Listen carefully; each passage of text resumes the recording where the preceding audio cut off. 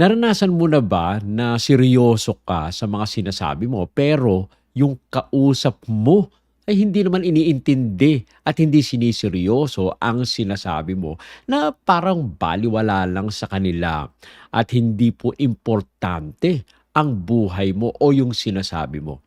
Alam niyo po ang Panginoon ay iba dahil seryoso ang ating Panginoon sa mga pangangailangan po natin at ninanais niya na tayong lahat ay tulungan. Now, ayon po sa Psalm 145:18, ito po ang sinasabi, ang Panginoon ay malapit sa lahat ng tumatawag sa Kanya, sa lahat ng tumatawag sa Kanya ng may katotohanan. Alam niyo po, ipinapangako na ating Panginoong Diyos ang kanyang presensya, yung kanyang kalapitan at yung pagtugon niya sa mga tumatawag sa kanya ng taos sa kanila pong mga puso. Dito po sa Psalm 145, ito po ay isang awit ng papuri para sa ating Panginoon. Ipinagdiriwang ang kanyang kadakilaan at ang kanyang kabutihan. Dito po sa talatang 18, no, sa verse 18, binabanggit po, no, ni Haring David ang isang mahalagang pangako na ang Panginoon ay malapit sa lahat ng tumatawag sa Kanya. Ito po ay hindi isang malabong pangako, kundi po ito ay isang personal na paanyaya mula sa ating Panginoong Diyos. Hindi po malayo ang Diyos sa atin. Hindi po siya parang hindi interesado, no? Siya po ay nagbibigay ng kanyang presensya at sinasabi niya na siya po ay malapit at siya po ay handang tumugon sa lahat ng mga panawagan po natin. Ang sabi po sa Steps to Christ, page 97, ang Diyos ay laging malapit sa mga tumatawag sa Kanya ng may katotohanan at siya ay natutuwa sa pagtugon sa kanilang mga panalangin. Napakaganda po. Ito ay isang napakabuting pangako para sa bawat isa sa atin. Na kung kayo man ay nakakaranas na parang nag-iisa lang kayo at malayo ang ating Panginoon at parang walang tumutulong sa atin. No, panghawakan po natin itong nandito sa talata po natin sa Psalm 145:18. Ang Panginoon ay malapit sa lahat.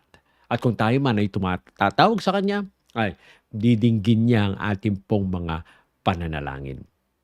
Now, tingnan po muli natin sa English, no, yung ating pong text. Psalms 145:18, the Lord is nigh unto all them that call upon Him, to all that call upon Him in truth. Ulitin po natin, no? Psalm 145:18, the Lord is nigh unto all them that call upon Him, to all that call upon Him in truth. Ang ganda po talaga na ito ay panghawakan po natin. Dahil kung tatawag tayo sa ating Panginoon, didinggin ng ating Panginoon ang ating pong mga panawagan.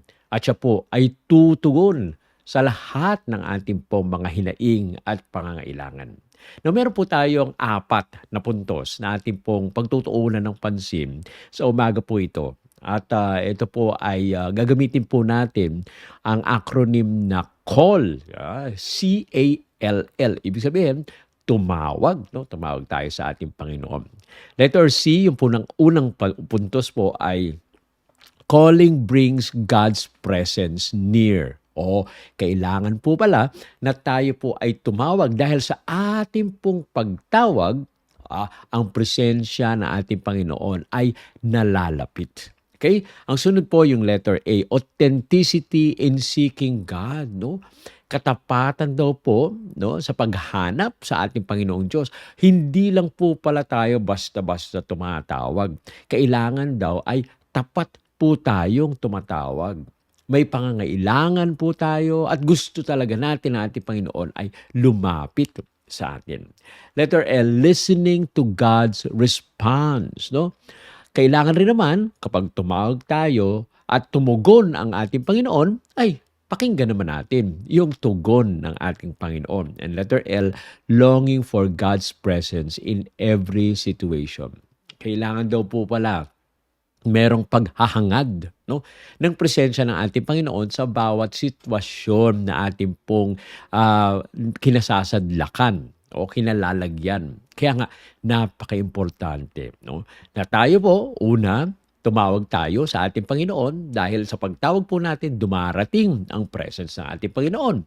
Kailangan, pangalawa, ay tumawag tayo na merong katapatan, no? May paghahangad na nais talaga natin, no, na tayo ay lapitan ng ating Panginoon. Letter L, listening to God's response. Kailangan daw naman po tayo na makinig doon sa tugon ng ating Panginoon. At panghuli, yung letter L ulit, pang-apat ay meron dapat tayong paghahangad, no, ng presensya ng ating Panginoon. Ganyan po ba tayo tumawag sa ating Panginoon? Alam niyo po, kapag ganyan, ay makakasiguro tayo na diringgin ng ating Panginoon ang ating pong mga panalangin at yung ating pong mga hinaing. Okay? So tingnan po natin yung unang puntos, no? Letter C. Calling brings God's presence. Ang sabi po dun sa text, the Lord is nigh unto all them that call upon Him. Ang Panginoon daw po ay malapit sa lahat ng tumatawag sa Kanya. Oh? Ibig sabihin po ay wag tayong mag-atubili, no, na lumapit, tumawag sa ating Panginoon sa pamamagitan po ng pananalangin, no.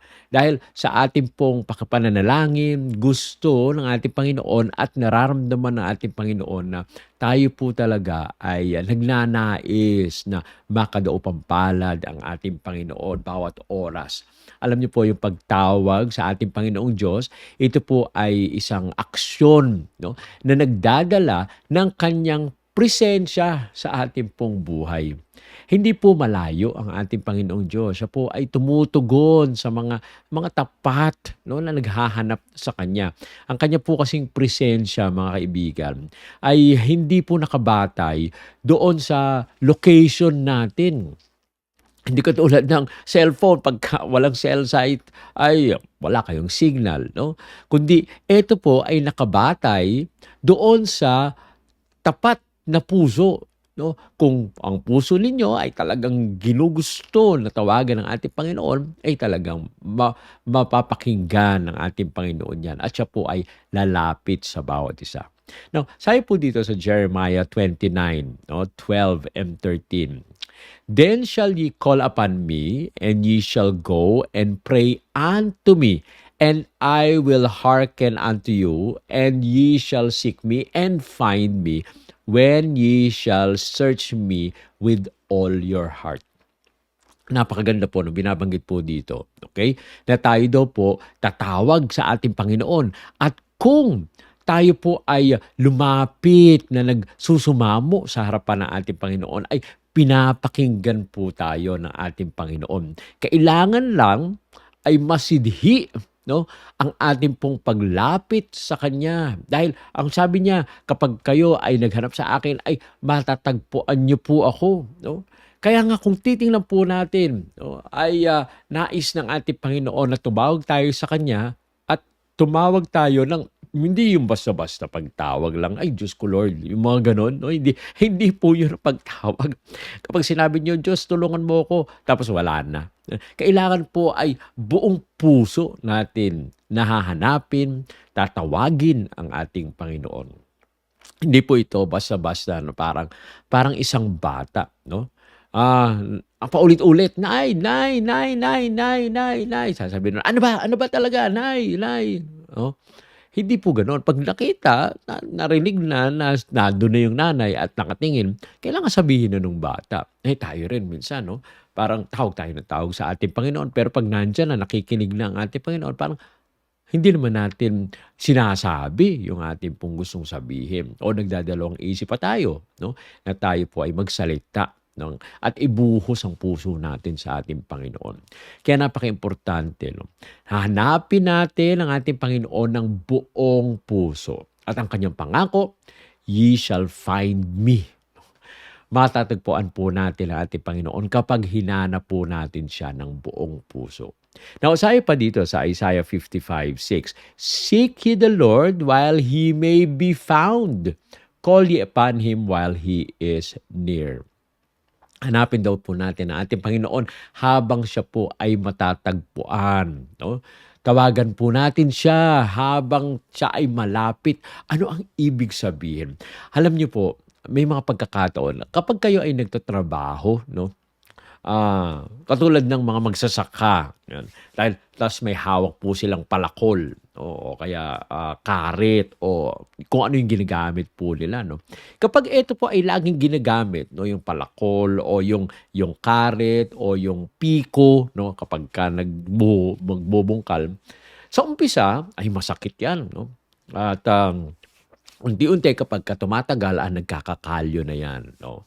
At kahit gaano pa kayo katagal na magtrabaho, hindi niyo na nararamdaman yung sakit, 'no. Now, hindi po parang parang iba yata yung example na ito, pero ang gusto ko pong ipakitang example, okay. Kapag tayo po ay nasanay, 'no, nasanay sa sakit o nasanay na, hindi na natin 'yan iniinda, okay. At parang wala na rin sa atin 'yan. Now, sa kabilang banda, in the, opposite side, kapag tayo po ay, nasanay na hindi tayo tumatawag sa ating Panginoon, kapag tayo ay nasanay na parang wala lang ang ating Panginoon, kapag tayo ay nasanay na hindi tayo nananalangin, darating ang panahon, wala na, hindi na natin hahanapin ang ating Panginoon. At hindi na natin siya matatagpuan, hindi dahil sa wala siya sa paligid po natin, kundi ayaw na natin siyang tawagin. Dahil parang naging ano na tayo, 'no, naging, abala na tayo at parang wala na tayong pakialam. Yan po ay, negative yan, 'no, hindi maganda ang mangyari. Kaya napakaimportante po. Actually, tayo yung lumalayo sa Panginoon. Hindi po siya yung lumalayo sa atin. Tayo yung hindi tumatawag sa Panginoon. Siya ay nais, 'no, lumapit sa atin pero tayo ay ayaw natin at nawawala ng oras sa tayo na tumawag sa ating Panginoon. Now, sabi pa ni Ellen White sa Ministry of Healing, page 98, "The Lord is near to all who call upon Him with sincerity and truth." No? Ang Panginoon daw ay malapit sa mga tumatawag sa Kanya na may katapatan at katotohanan. Ganyan din po. Alam nyo, kapag kayo ay tumawag sa inyong kaibigan, 'no, gusto ng kaibigan niyo na ang pagtawag niyo ay hindi lang napilitan, 'no. Gusto niyo inyong kaibigan na tumawag kayo dahil sa nami-miss niyo na siya, gusto niyo siyang kausap. Yun po, yun ang ano, masaya po kasi yan, nakakapagpagaan ng loob. Pero kapag tumawag, iba yung ibig sabihin o may iba namang pakay, parang sinasabi nga nung iba, ikaw naman, tinatawagan mo lang ako kapag meron kang kailangan, 'no? Ayun ang mahirap. Kailangan po ay tumawag tayo na may katapatan. Kapag naramdaman po natin na malayo tayo sa ating Panginoong Diyos, tumawag po tayo sa Kanya. At ang pangako ng ating Panginoon, 'no, ay lalapit siya at magiging malapit siya sa mga tao na tumatawag sa Kanya ng tapat. Okay? Ang pangalawang puntos po, number 2, letter A, authenticity in seeking God, 'no? Sabi po dun sa text, "To all that call upon Him in truth." 'No? Kailangan daw po pala na tumatawag tayo sa Kanya na meron pong katotohanan, hindi yung napipilitan, hindi yung parang bas okey lang o kaya ay, dahil ito'y nakasanayan, 'no, hindi po yun, 'no. Ang katotohanan po kasi dito ay, tumutukoy sa pagiging tapat, 'no, at, pagiging malapit sa ating Panginoong Diyos. Gusto nating makipag-usap sa Kanya hindi dahil sa may kailangan tayo, gusto nating makausap ang ating Panginoon dahil sa gusto nating mapalapit lalo at makilala ang ating Panginoon. Alam niyo po, tumutugon po ang ating Panginoong Diyos sa mga tao na ano, bukas ang puso at tapat ang puso sa paglapit sa Kanya, 'no. Now, hindi naman kailangan na perpekto yung sasabihin niyong mga salita, 'no. Hindi kailangan na talagang parang tula ang inyong sasabihin. Ang gusto ng ating Panginoon ay yung puso natin na totoong gusto nating ilapit. Kahit gaano makasalanan tayo, gusto ng ating Panginoon na marinig ang ating pong mga pinagdaraanan. ang mga experiences po natin. Ang sabi po sa John 4:24, God is a spirit, and they that worship Him must worship Him in spirit and in truth. Ang ating Panginoong Diyos ay espiritu, no? At kailangan tayong sumamba sa Kanya na may katotohanan. Ibig sabihin, bubuksan po natin. Alam nyo, minsan, minsan no, kapag kayo ay pumupunta sa doktor, yan, ayaw nyo pang sabihin yung totoo. Nandun nga yung doktor para kayo ay bigyan ng gamot at mapagaling kayo. Pag hindi nyo sinabi yung totoo, okay? At sasabihin nyo, hindi ka ba nakakatulog? Nakakatulog din naman. Hindi, ang laki-laki na nga ng eye bag mo, sasabihin mo pa, nakakatulog ka, no? Okay? Tapos sasabihin mo, masakit ba yung ganito? Pag hinawakan ko, hindi naman po masyado. Pero kita lang sa mukha mo, nakangiwi ka na kapag hinahawakan yung parte na masakit. Kailangan po, no? Kailangan, kapag tayo makipag-usap sa ating Panginoon, sabihin po na natin dahil nakikita ng ating Panginoon yan. Katulad din ng doktor. Nakikita ng mga doktor kung ano talaga. Kasi makikita yun sa test, sa laboratory, no? Na merong ganitong sakit. Pero ba't kailangan mong pagtakpan, no? Para sabihin mo na parang wala ka namang sakit at ikaw ay malakas, no? Hindi po.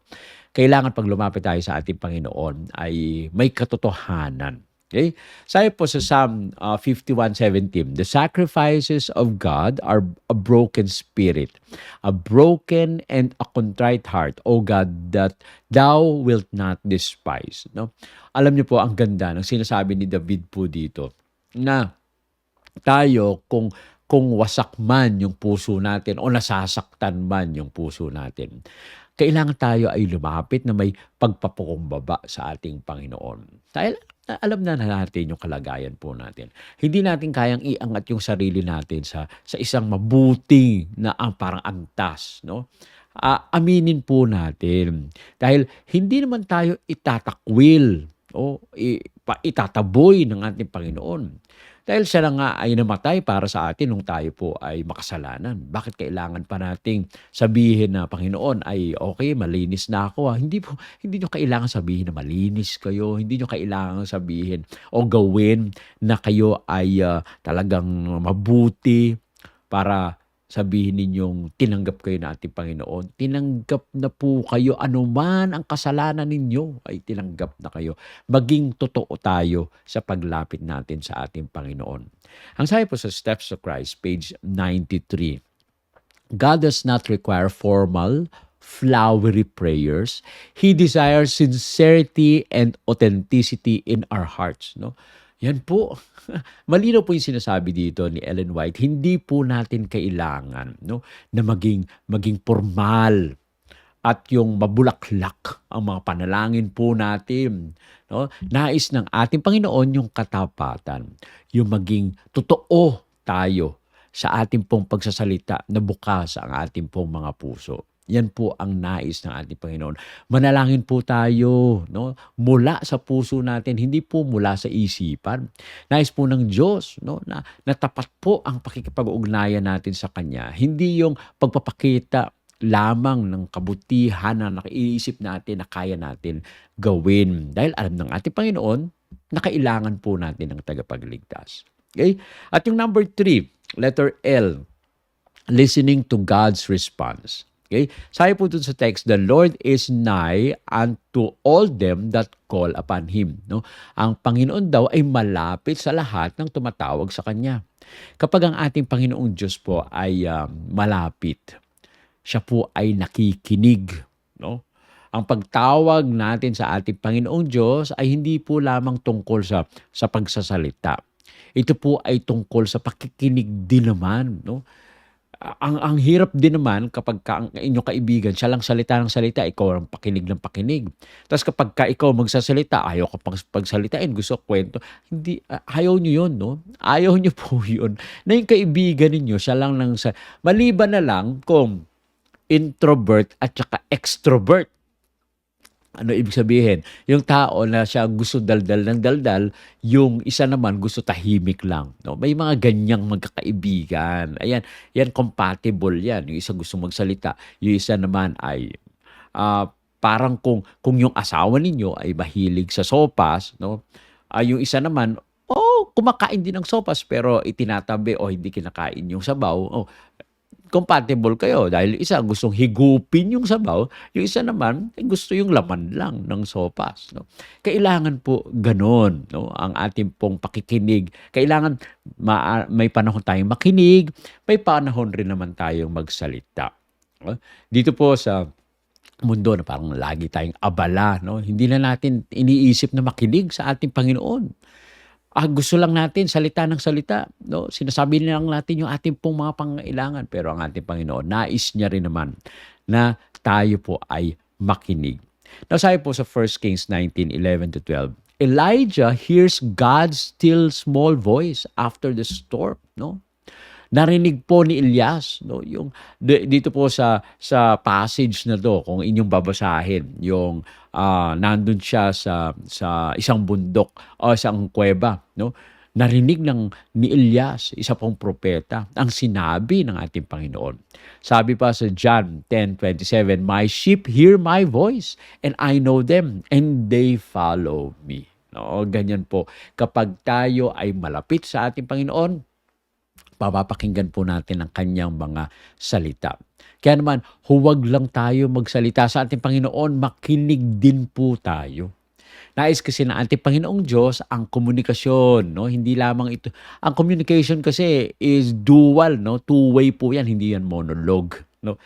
Hindi 'yan communication kung isang tao lang nagsasalita, yung isa pakinig lang ng pakinig. Kailangan po ay kung tayo'y magsasalita, sasabihin natin yung mga hinaing natin sa ating Panginoon, papakinggan din natin siya sa magitan po ng pagbabasa ng banal na kasulatan ng ating Panginoon. Okay? At ang pang-apat na puntos, letter L, longing for God's presence in every situation. Sabi po dun sa text, "The Lord is nigh unto all them that call upon Him." Ang ating Panginoon ay malapit sa lahat ng tumatawag sa Kanya. Alam niyo po, ang pangako ng Panginoong Diyos ay na siya po ay maging malapit, 'no, para sa atin sa lahat po ng sitwasyon. Hindi po lamang sa panahon ng krisis o kaya ng kagipitan. Ang ating Panginoon, yung presensya ng ating Panginoon ay laging nandyan.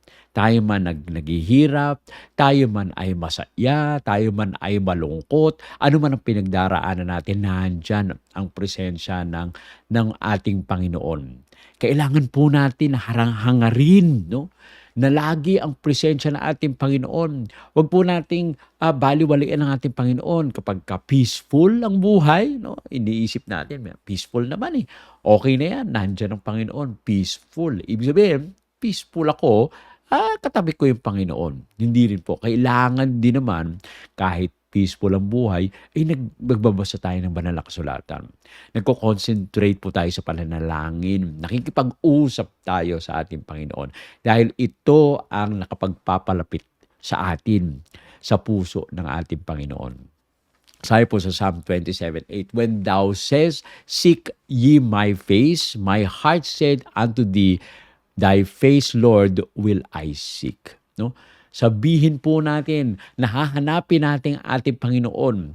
Hindi lang po sa pagsasalita, kundi sa puso natin. No? Ating pong siyasatin ang sarili natin at sabihin po natin, "Panginoon, nais kitang hanapin. Nais ko ikaw na makilala ng lubos." No? Yung mukha po ng ating Panginoon, ang hanapin po natin. Okay? Now, sabi pa sa Matthew 7:7, "Ask, and it shall be given you. Seek, and ye shall find." Hindi po magtatago ang ating Panginoon. Kapag hinanap po natin siya, masusumpungan po natin ang ating Panginoong Diyos. Kaya naman, no, kung hahanapin natin ang ating Panginoon Diyos sa araw-araw ng ating buhay, hindi lamang sa oras ng krisis o ating pong makikita at mararanasan ang presensya ng ating Panginoon. Kahit iniisip natin na parang ordinaryo lang ang buhay. Minsan, minsan wala na tayong mapasalamatan sa ating Panginoon. Pero nagpapasalamat ba kayo sa araw? No? Nagpapasalamat ba kayo sa hangin? Nagpapasalamat ba kayo sa ulan? Yan yung mga bagay na parang normal na. Pero kailangan rin pa natin magpasalamat. Kaya dito po sa Psalm 145:18, ito po ay nag-aalok sa atin, no, ng tiyak na pangako mula sa ating Panginoong Diyos na kapag tayo po ay humanap at hinanap natin ang ating Panginoon, ay makikita po natin ang kanyang presensya, no, at ang katotohanan ng ating Panginoong Diyos ay lubos na nagmamahal sa atin, ay lubos nating mararamdaman. Okay? So, ano po yung mga puntos? Alahanin po natin. Call. C-A-L-L. Letter C. Call brings God's presence near. No? Tumawag po tayo dahil itong presensya ng ating Panginoong Diyos, ito po ay nagpapalapit sa atin, lalo sa Kanya. Letter A. Authenticity in seeking God. No? May katapatan na paghahanap sa ating Panginoon. Hindi lang po yung iniisip lang natin na dapat natin gawin ito dahil sa responsibility. Hindi po yun. Dapat natin gawin ito dahil sa gusto natin na mapalapit sa ating Panginoon. Letter L, listening to God's response. Huwag lang po salita ng salita. No, tayo rin ay makinig sa mga sinasabi ng ating Panginoon. Alam niyo po, may mga pagkakataon sa pamamagitan ng pagbabasa ng banal na kasulatan o kaya naman yung mga tao na malapit sa Panginoon ay sila'y nagsasalita rin para tayo ay akayin sa tamang landas. Makinig rin po tayo sa kanila. At yung letter L, longing for God's presence in every situation. No? Hangarin po natin ang presensya ng ating Panginoon sa bawat sitwasyon. Okay? Alam niyo po, kung ang isang bata ay nauunawaan niya na lagi siyang tumawag sa kanyang nanay, sa kanyang tatay kung nangangailangan siya, hindi lang po ito dahil sa kailangan niya, kundi may mga pagkakataon na gusto niya na lalo pa, no, na makasama, mayakap, at makapiling ang kanyang mga magulang. Kaya ganoon din po tayo. Nais ng ating Panginoon na makapiling din po tayo, na lagi tayo nasa presensya ng ating Panginoon. Tumawag po tayo ng tapat sa Kanya. Makinig po tayo sa Kanya pong mga tinig. Hangarin po natin yung Kanyang presensya sa araw-araw at ang ating Panginoong Diyos ay laging malapit sa mga tumatawag sa Kanya na may katotohanan. Tayo po ay manalangin. Ama namin banal, Diyos na nasa mga langit. Nagpapasalamat po kami na kayo ay nangangako na lagi kayong nandyan na malapit sa amin. Panginoon, kami nawa po ay lubos na tumawag sa inyo. Hindi lang po kung kailangan, kundi sa bawat oras na aming buhay, anuman ang nararanasan po namin. Pagpalain po ang bawat isa sa maghapon na ito at kayo nawa po ang siyang maging sentro ng aming pong buhay sa pangalan ng aming Panginoong Hesus. Amen. Amen.